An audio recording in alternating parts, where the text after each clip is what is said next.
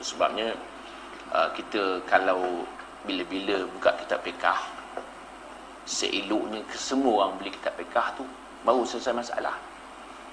Kalau tidak, sampai bila-bila pun tak selesai. Pasal tak confident. Pasal tak ada pegang, tak ada benda yang dia pegang.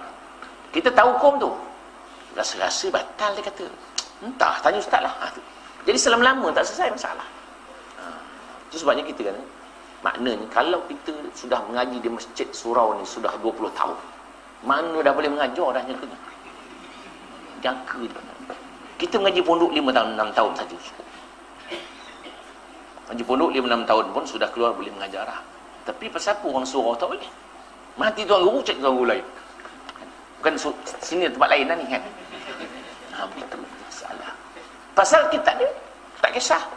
Beli kitab fiqh, kita tak beli. Belilah sehari 4 bulan je, tutup kitab beli. Maknanya dulu kan, saya katakan dulu, ngaji ni tuan guru tak buat kitab. Alim tuan guru tu. Sekarang ni anak murid tak bawa, tuan guru bawa. Alimnya anak murid tu.